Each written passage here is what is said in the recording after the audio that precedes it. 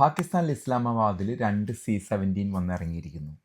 അത് നൂർ ഖാൻ, നിങ്ങളെല്ലാവരും കേട്ടിരിക്കുന്ന ഒരു വിമാനത്താവളമാണ് നൂർ ഖാൻ വിമാനത്താവളത്തിൽ. അത് വന്നിറങ്ങിയിരിക്കുന്നത് അമേരിക്കയും ഇറാനുമായിട്ടുള്ള ചർച്ചകൾക്കുള്ള അമേരിക്കയുടെ പ്രതിനിധി സംഘം എന്നാണ് വിശ്വസിക്കപ്പെടുന്നത്. അതിനിടയിൽ ഇതെല്ലാം സമാധാനത്തിലേക്ക് നീങ്ങും എന്ന ഒരു ഇത് ഉണ്ടായിക്കൊണ്ടിരിക്കുമ്പോൾ തന്നെ ഹോർമുസ് കടലിടുക്കിൽ ഇറാൻ്റെ ഒരു കപ്പൽ അമേരിക്കയുടെ നാവികസേന പിടിച്ചെടുത്തിരിക്കുന്നു. അതുമായിട്ട് ബന്ധപ്പെട്ട് പല തരത്തിലുള്ള കഥകൾ പുറത്തു വരുന്നുണ്ട്. ആ വിമാനം അമേരിക്കൻ മിലിറ്ററിയുടെ കസ്റ്റഡിയിലാണ് ഇപ്പോൾ. അതിനെക്കുറിച്ച് കാരണം വിമാനമല്ല, ഒരു കപ്പല്. പക്ഷേ ഹോർമുസ് കടലിടുക്ക് ഇപ്പോൾ 2 കൂട്ടരാണ് നിയന്ത്രിക്കുന്നത്. ചർച്ചകൾ മുന്നോട്ട് പോകുന്നു. രണ്ടാഴ്ചത്തെ വെടിനിർത്തൽ മുന്നോട്ട് പോകുന്നു. ഹോർമുസ് കടലിടുക്ക് അതിൻ്റെ ഇടുങ്ങിയ ഭാഗം, ആ വളവ് നിങ്ങൾ കണ്ടിട്ടുണ്ടാവും, ഇപ്പോൾ ഒട്ടനവധി ഇങ്ങനെ വീഡിയോസിലൊക്കെ വരുന്നതാണ്. അത് ഇറാൻ്റെ കയ്യിലാണ്. അവിടെ നിന്നും ഇത്തിരി തെക്കോട്ട് മാറി ഇന്ത്യൻ ഓഷ്യനിലേക്ക് മാറുമ്പോൾ അതിൻ്റെ വിസ്തൃതമായ ഭാഗം 15 നാവികസേനാ കപ്പലുകൾ വെച്ചിട്ട് അമേരിക്ക നിയന്ത്രിക്കുന്നു. 2 രാജ്യങ്ങളും നിയന്ത്രിക്കുകയാണ്. ആരിതിൽ വിജയിക്കും? ചർച്ചകൾ മുന്നോട്ട് പോകുന്നു. അപ്പം ഇന്ന് പിടിച്ചെടുത്ത കപ്പല് ചർച്ചയ്ക്ക് മുന്നോടിയായി നടക്കുന്ന ദിവസങ്ങളുടെ ഇടയിൽ ഇന്നെടുത്ത് പിടിച്ചെടുത്ത കപ്പലുകളെ പറ്റി, എന്താണ് ആ കപ്പലിൽ ഉള്ളതിനെ എന്നതിനെ പറ്റിയാണ് ഇന്ന് നമ്മൾ അതിൽ കൂടുതൽ പ്രാവീണ്യം തെളിയിച്ചിട്ടുള്ള നമ്മുടെ വിദേശകാര്യ മിലിറ്ററി വക്താവ്, അതല്ലെങ്കിൽ അതിൽ അധികം ഇൻവെസ്റ്റ് ചെയ്ത് അതിനെപ്പറ്റി കൂടുതലായിട്ട് പഠിക്കുന്ന മിഥുനുമായിട്ട് നമ്മൾ ചർച്ച ചെയ്യുന്നത്.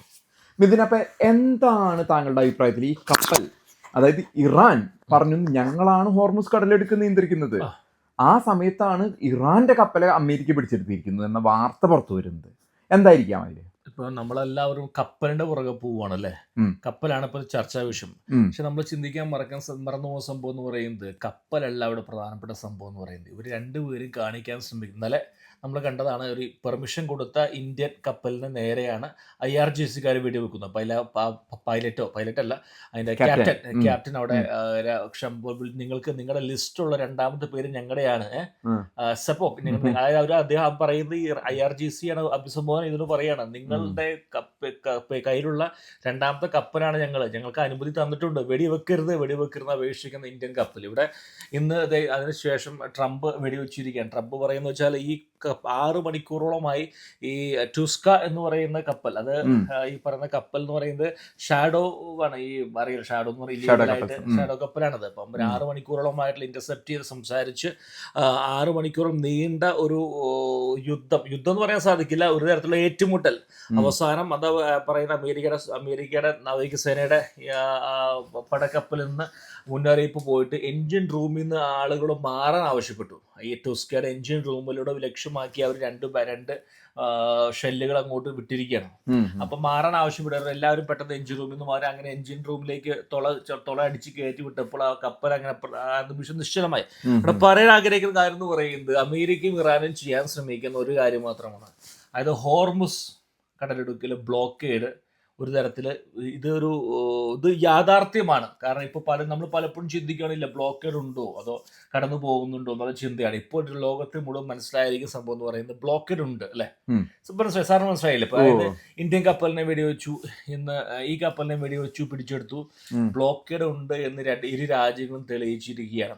2 ഷെല്ലാണ് ഉപയോഗിച്ചത്. 2 ഷെല്ലും കൊണ്ട് ഏകദേശം $2 ബില്യൺ നഷ്ടം നാളെ മാർക്കറ്റ് ഉണ്ടാകും. അതോടൊപ്പം തന്നെ വിപണിയിലും അതോടൊപ്പം തന്നെ എല്ലാ ആഫ്റ്റർ മാർക്കറ്റൊക്കെ ഉണ്ടാവും. 2 ഷെല്ല് മതി നഷ്ടം വന്നല്ല. അപ്പം പറഞ്ഞു വരുന്നത് വെച്ചാൽ 2 കൂട്ടരും അവകാശവാദം ഉന്നയിക്കുന്നു. ഇതൊരു ടൈം ബോംബിലേക്ക് പോവുകയാണ്. അതായത് ഒരു ടൈം ബോംബായി മാറിയിരിക്കുകയാണ് ഹോർമുസ് കടലിടുക്ക്. ഇനി വരാൻ പോകുന്ന യുദ്ധത്തിന് ഗതി നിശ്ചയിക്കുന്നത് ഇവിടെ നിന്നായിരിക്കും. ഒരു പക്ഷേ എൻ്റെ അനുമാനം എന്ന് പറയുന്നത് ഇത് മിക്കവാറും ഇന്ന് അമേരിക്കൻ പടക്കപ്പലുകൾക്ക് നേരെ, ഇത് റിപ്പോർട്ടിൽ പുറത്തു വന്നിട്ടില്ല, പക്ഷെ ഇറാൻ തൊടുത്തു വിട്ടു എന്ന് പറയുന്ന ഡ്രോണുകൾ ഇറാൻ അമേരിക്കയുടെ ജെറാർഡ് ഫോർഡിന്റെയും വാഷിംഗ്ടനും അടുത്തേക്ക് വിട്ടു എന്ന് ഇതിനു ശേഷം വിട്ടു എന്ന് പറയുന്നുണ്ട്. അത് കൺഫേം ആയിട്ടില്ല, പക്ഷെ വരും ദിവസങ്ങളിൽ കടന്നു വരുന്നതായിരിക്കും. പക്ഷെ ഒരു കാര്യം വളരെ വ്യക്തമാക്കി പറയാം പ്രശ്നമുണ്ട്. അതായത് ഇത് ഒരു ടൈം ബോംബായി മാറിയിരിക്കുകയാണ് ഈ ഒരു ഹോർമുസ്. ഈ രണ്ട് നടപടികൾ, ഇറാന്റെയും അമേരിക്കയുടെ നടപടി തീർച്ചയായും ഇങ്ങനെ പോവുകയാണെങ്കിൽ ലെവലിലേക്ക് പോകും. അപ്പൊ നമ്മളിതിൽ മനസ്സിലാക്കേണ്ട ഒരു ഘടകം എന്ന് പറഞ്ഞാൽ, നമ്മൾ ഈ മൊത്തം വാർത്തകൾ ഒരു കഥ പോലെ, ഒരു സിനിമ നമ്മുടെ മുമ്പിൽ ചുരുളഴിഞ്ഞ് വരുന്ന പോലെയാണ് ഇത് കണ്ടുകൊണ്ടിരിക്കുന്നത്. അപ്പൊ ഇവിടെ മനസ്സിലാക്കേണ്ട ഒരു കാര്യം പറഞ്ഞത്, ഇതൊരു അഡ്ജസ്റ്റ്മെന്റ് വാറ് പോലെ. അവിടെ അപ്പുറത്ത് അസീം മുനീറും എല്ലാവരും കൂടി ചർച്ചയ്ക്കുള്ള ഒരു കൂട്ടുന്നു, ഇപ്പുറത്ത് കടലിൽ വെടിവെപ്പും ഇത് നടക്കുന്നു. ഇപ്പൊ താങ്കൾ പറഞ്ഞ വിവരം അനുസരിച്ച് അമേരിക്കൻ ഇത് USS അബ്രഹാം ലിങ്കൻ ആണ് ആ ഭാഗത്ത് കിടക്കുന്നത്. അവിടേക്ക് സ്പീഡ് ബോട്ടുകൾ, ഇപ്പൊ ഇവരുടെ ഉള്ളത് ഒരു 100 സ്പീഡ് ബോട്ടുകളാണെന്നാ പറയുന്നത്. ഈ സ്പീഡ് ബോട്ടുകൾ എത്ര സ്പീഡിൽ വന്നിട്ട് കടകടാന്ന് അടിക്കുക, ഇത് ചെയ്യുക, പിന്നെ മൈനുകൾ അവിടെ വിന്യസിക്കുന്നു. അപ്പൊ അല്ല, അപ്പൊ അതിന്റെ ഒരു അടിസ്ഥാനത്തിൽ നമ്മൾ ചർച്ച ഒരു ഭാഗത്തേക്ക് തയ്യാറെടുപ്പുകൾ നടക്കുക. കാരണം വെറും ഒരു ചർച്ച, അസീം മുനീർ ടെഹ്റാനിൽ പോയിട്ട് അബ്ബാസ് അരാഗ്ചിനെ കണ്ടതിന് ശേഷം വാഷിംഗ്ടൺ DC-യിൽ ജീവനോടെ ഉണ്ടോ എന്ന് നമുക്ക് അറിയുമല്ലോ. 24 മണിക്കൂറും 48 മണിക്കൂർ റാച്ചിയെ പറ്റി അറിയുമല്ലോ. സാർ ഈ പറയുന്ന ചർച്ച പറയുന്നില്ലേ, പ്രേക്ഷകരോട് പറയാം. അതായത് ഈ പറയുന്ന ഓരോ ജനറലുകളും കമാൻഡറുകളും IRGC-യിൽ അവരവരുടെ താല്പര്യങ്ങൾ പോലെ പ്രവർത്തിക്കുന്നത്. അതായത് ഒരു കൂട്ടം ആളുകൾ ഇപ്പൊ ഇതിനകത്തൊരു കോർഡിനേഷൻ ഇല്ല. അവിടെ ഇപ്പൊ അറാച്ചി പോയിട്ടാണല്ലോ പറഞ്ഞ് വെടി നിർത്തുക.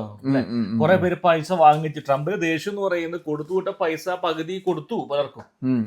അതിനുശേഷമാണ് അവർ വാങ്ങിച്ചു പലരും പൈസ. അവരാണ് ഇപ്പൊ തിരിച്ചു പറയുന്നത്. സാർ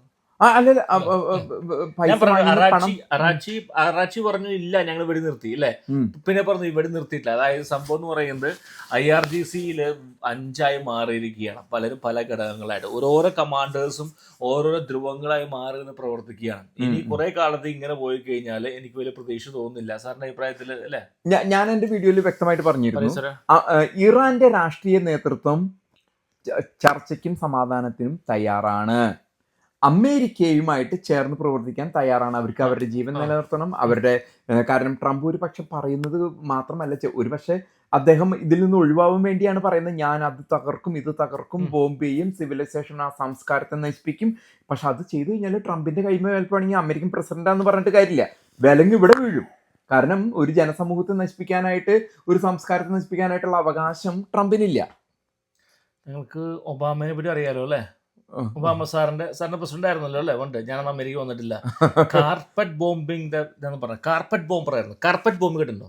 അത് B-52 ബോംബ് എന്ന് പറഞ്ഞാൽ എല്ലാം ബോംബ് ചെയ്ത് ഒബാമ എത്ര രാജ്യങ്ങളിൽ ഒബാമ ബോംബ് ഇട്ടെന്ന് അറിയാം സാർ? ഒബാമ സർക്കാർ സർജിക്കൽ സ്ട്രൈക്ക് എന്ന് പറഞ്ഞ സാധനം കാർപ്പറ്റ് ബോംബിംഗ് കേട്ടോ സാർ? അദ്ദേഹം ചെയ്തതിൽ ഏറ്റവും വലിയ മിഷൻ എന്ന് പറഞ്ഞ ഒസാമ ബിൻ ലാദൻ മിഷനാണ് അബോട്ടാബാദ്, പാകിസ്ഥാൻ. പിന്നെ ഒരു ടുണീഷ്യ, സിറിയ, ലെബനൻ, എത്ര ബോംബിംഗ് എന്ന് താങ്കൾ പറഞ്ഞത് അവിടുത്തെ ലിബിയയില് മുഅമ്മർ ഗദാഫി, പിന്നെ അവിടെ നിന്ന് അവരുടെ കുറച്ച് വിമാനങ്ങൾ ഉണ്ടായിരുന്നു. അത് പറന്നുയരാതിരിക്കുന്നതിന് വേണ്ടി ഫ്രാൻസിന്റെ ഒക്കെ ഒരു നിർദ്ദേശപ്രകാരം, അഭ്യർത്ഥന പ്രകാരം അവിടുത്തെ എയർപോർട്ടുകളും റൺവേകളും നശിപ്പിച്ചു കൊടുത്തു. എന്നല്ലാതെ അമേരിക്ക നേരിട്ട് എയർഫോഴ്സിന്റെ ഇത് മാത്രമേ ചെയ്തിട്ടുള്ളൂ. Boots on ground. വായിച്ചോ? The term carpet bomber relation to Barack Obama. Barack ഒബാമനെ വിളിക്കുന്നത് അദ്ദേഹം കാരണം on ground, boots on ground ഇട്ടില്ല. അല്ലല്ല, അതുകൊണ്ടല്ല ബൂട്ട്സ് ഓൺ ഗ്രൗണ്ട് ചെയ്തില്ല അദ്ദേഹം. പിന്നെ നോർത്തേൺ പാകിസ്ഥാൻ, വസീരിസ്ഥാൻ, അന്ന് അവിടെ ഈ പറഞ്ഞ മാതിരി ഡ്രോണുകളെ വിട്ടിട്ട് കുറെ ബോംബിങ് ചെയ്തിരുന്നു അദ്ദേഹം. അത് വാസ്തവമാണ്. ഈ വസീരിസ്ഥാനിൽ, കാരണം അഫ്ഗാനിസ്ഥാനിൽ എനിക്കുള്ള ഇത് മുഴുവനും വന്നിട്ട് ഹക്കാനി നെറ്റ്വർക്ക് എന്ന് പറഞ്ഞ നെറ്റ്വർക്കുകൾ ഉണ്ടായിരുന്നു. അത് പാകിസ്ഥാന്റെ അഫ്ഗാനിസ്ഥാൻ വടക്കേ ബോർഡറിൽ ഒളിച്ചിരുന്നിട്ട് ഇവന്മാര് അഫ്ഗാനിസ്ഥാനിലേക്ക് കടന്ന ആക്രമണമായിരുന്നു. കാരണം അവർക്ക് അന്ന് അതിർത്തിയൊന്നും ഉണ്ടായിരുന്നില്ല. ഇതുപോലെ തന്നെ ഇദ്ദേഹം ഈ വക പ്രവൃത്തികളാണ് അഫ്ഗാനിസ്ഥാനിലും ചെയ്തത്. അദ്ദേഹം ഈ യുദ്ധത്തിന് വേണ്ടി പോയിട്ടില്ല, ബോംബിങ് ചെയ്തിട്ടുണ്ട് അവിടെ ഇവിടെ, ടുണീഷ്യയിലും ഇവിടെ. കാർപ്പറ്റ് ബോംബിങ് എന്ന് പറഞ്ഞ വ്യത്യാസമുണ്ട്. എല്ലാം നശിപ്പിക്കുക. അയാൾ അവിടുത്തെ ഇൻഫ്രാസ്ട്രക്ചർ ഒന്നല്ല നശിപ്പിച്ചേക്കണേ. ഇൻഫ്രാസ്ട്രക്ചർ എന്ന് പറഞ്ഞാൽ ഇപ്പൊ ട്രംപ് പറഞ്ഞ മാതിരി ഇവിടുത്തെ ഇലക്ട്രിസിറ്റി, ട്രെയിൻ, അതായത് സാമാന്യ സിവിലിയൻസിന് ആവശ്യമുള്ള സാധനങ്ങളെ നശിപ്പിക്കുമ്പോഴാണ് ഈ ഒബാമ അതല്ല ചെയ്തത്. അല്ല, നല്ലവനായിരുന്നില്ല. ഞാൻ പറഞ്ഞത് അദ്ദേഹം അല്ല, അദ്ദേഹം ചെയ്യേണ്ട പണികളൊക്കെ ചെയ്തിട്ടുണ്ട്. ചെയ്യേണ്ട പണികൾ എന്ന് പറഞ്ഞത് ഈ താങ്കളിപ്പോ ഇപ്പൊ ലിബിയയിൽ പറഞ്ഞു, ലിബിയയിൽ ആ എയർപോർട്ടും ആ റൺവേ നശിപ്പിച്ചു കൊടുത്തോളൂ. അപ്പൊ പിന്നെ ഇവന്റെ ഫ്ലൈറ്റുകൾ പൊന്തില്ല, ആരുടെ മുഅമ്മർ ഗദാഫിയുടെ ഫ്ലൈറ്റുകൾ പൊന്തില്ല ആ സമയത്ത്. അപ്പൊ ആ ഒരു ബേസിക് പണി കൊടുത്തു. ബൂട്ട്സ് ഓൺ ഗ്രൗണ്ടിലൊന്നും അയാൾ പണിയെടുക്കില്ല. പിന്നെ ഇതുപോലെ തന്നെയാണ് വസീറിസ്ഥാനിൽ ഡ്രോണുകളെ വിട്ടിട്ട് ഈ പാകിസ്ഥാനികളെ ഹക്കാനി നെറ്റ്വർക്കിനെ ഇല്ലാണ്ടാക്കുക. അഫ്ഗാനിസ്ഥാനിൽ കാര്യം സുഗമമൊക്കെ. കാരണം അദ്ദേഹത്തിന് യുദ്ധത്തിന് പോകാൻ താല്പര്യമില്ല. ഇതുപോലെ തന്നെയാണ് ഇറാനിൽ സ്റ്റക്സ് എന്ന് പറയും. കേട്ടിട്ടുണ്ടോ ഇപ്പൊ? ഇല്ല. ഈ സാധനം ഒരു വൈറസാണ്. ഇതിനെ വിട്ടിട്ട് ന്യൂക്ലിയർ സ്റ്റക്സ് തന്നെയാണോ പേര്? സ്റ്റക്ക്. അത് ഇസ്രായേലും ഒബാമയും കൂടി പ്ലാൻ ചെയ്തത്. അവിടുത്തെ വൈറസിനെ കടത്തി വിട്ടിട്ട് അവിടുത്തെ ന്യൂക്ലിയറുകളെ ഇത് നിർവീര്യമാക്കി. അത് കഴിഞ്ഞ് അവർ ചർച്ചയ്ക്ക് വന്നപ്പോൾ അവരോട് പറഞ്ഞ് ഉണ്ടാക്കരുതെന്നും പറഞ്ഞ് വിട്ടു. സിവിലിയൻ യൂസിന് വേണ്ടി ഉണ്ടാക്കരുത്, 6 നേഷന് വേണ്ടി. അതായിരുന്നു ഒബാമ ചെയ്തത്. അതല്ല കാർപ്പറ്റ് ബോംബിംഗ് ഒന്നും ഒബാമ ചെയ്തല്ലേ. ഇദ്ദേഹം പറയുന്നുള്ളൂ, ഇദ്ദേഹം ചെയ്യാൻ വേണ്ടി പറയുന്നതല്ല. പക്ഷെ ഗതി കിട്ടി കഴിയുമ്പോൾ ചിലപ്പോൾ ആൾ കുറച്ച് പാലങ്ങളൊക്കെ തകർക്കായിരിക്കും. പാലങ്ങൾ തകർക്കാന്ന് പറഞ്ഞാൽ ഒരു വലിയ പാലം എവിടെ അങ്ങോട്ട് മിഡിൽ ഈസ്റ്റിലുള്ള വലിയൊരു പാലം തകർത്ത് അതുപോലെ തകർത്തു കഴിഞ്ഞാൽ പിന്നെ പണിതുണ്ടാക്കാനായിട്ട് എവിടെ നിന്നോ കാശും ഇതും വേണ്ടേ? അതെ. അപ്പൊ നമ്മളിന്ന് ചർച്ച വരുന്ന വിഷയം ആ ബ്ലോക്കേഡിനെ കുറിച്ചാണ്. ബ്ലോക്കേഡ് അത് പറഞ്ഞു എന്ന് പറയുന്നത് ഹോർമൂസിൽ പൊരിഞ്ഞടി നടക്കുകയാണ്. അല്ല, ഇതിന്റെ ഇടയിൽ ചർച്ചയിൽ ഈ നമ്മളുടെ പ്രിലിമിനറി ഡിസ്കഷനിൽ താങ്കൾ പറയുകയുണ്ടായി അതിൽ ആയുധങ്ങളായിരുന്നു. സോറി, അത് നോട്ട്. അതായത് അൺകൺഫേം ന്യൂസ് എന്ന് പറയുന്നത്, അതായത് സംഭവം എന്ന് പറയുന്നത് ഈ വെടിനിർത്തൽ പ്രഖ്യാപിച്ചിരിക്കുന്നത് ഇരു കൂട്ടർക്കും അവരുടെ ആയുധശേഷി സംഭരിക്കുക. കാരണം ബേസിക്കലി ചൈന ആണ് റീസപ്ലൈ ചെയ്യുന്നത്, ചൈന റഷ്യയാണ് റീസപ്ലൈ ചെയ്യുന്നത്. അപ്പോൾ ബൈ എയർ വരെ അസാധ്യമാണ്. കാരണം ഇത് ഇസ്രായേലിൽ പിടിച്ചു വെച്ചിരിക്കുകയാണ്. അപ്പം ഈ രണ്ടാമത്തെ റൂട്ട് എന്ന് പറയുന്നത് കരമാർഗം വരാൻ സാധിക്കില്ല, അതും ഇവർ ബ്ലോക്ക് ചെയ്ത് വെച്ചിരിക്കുകയാണ്. അപ്പൊ പിന്നെ ഈ പറയുന്ന നേവി മുഖേന കൊണ്ടുവരാൻ പറ്റുള്ളൂ. അപ്പം ഈ ഒരു ഓപ്ഷൻ അവർക്ക് ഇല്ലാതെ മാറ്റിയിരിക്കുകയാണ്. അതായത് ഈ ഒരു വെസൽ പിടിച്ചിരിക്കുന്നത് വെടിക്കോപ്പുകളാണെന്ന റിപ്പോർട്ടാണ് വരുന്നത്. ചൈനയിൽ നിന്ന് കടത്തി കൊണ്ടുവന്നിരിക്കുന്ന പക്ഷെ ചൈന അവരുടെ HQ-3 മറ്റേ എയർ ഡിഫൻസ് സിസ്റ്റം S-400 പോലത്തെ സാധനം ഇവർക്ക് കൊടുത്തിട്ടുണ്ട്. അത് പ്ലെയിനിൽ വന്നു എന്നാ പറയണേ, വിമാനത്തിൽ കൊണ്ടിറക്കിയെന്നാണ് പുറത്തു വരുന്നത്. ഈ കപ്പലിൽ എന്താണെന്ന് എനിക്കറിയില്ല. ന്യൂസ് വരുന്നുണ്ട് അല്ലേ? അതെ. അപ്പൊ ഇതാണ് അവിടെ. പക്ഷെ ചർച്ചകൾ മുന്നോട്ട് പോകും യുദ്ധമില്ലാതെ. കാരണം ഇറാനും യുദ്ധം ആഗ്രഹിക്കപ്പെടുന്നില്ല, ട്രംപും യുദ്ധം ആഗ്രഹിക്കുന്നില്ല. തലയൂരാനായിട്ട് ആണ് രണ്ടു കൂട്ടരും നിൽക്കുന്നത്. അത് നൈസായിട്ട് പേര് നശിപ്പിക്കാതെ ഇത് ചെയ്യാൻ പറ്റുമെന്നുള്ളതാണ്. ഈ പറഞ്ഞ മാതിരി താങ്കൾ ഇതിനിടയിൽ ഒരു പ്രസ്താവന നടത്തിയത് എനിക്ക് അത്ര അങ്ങോട്ട് പിടിച്ചില്ല.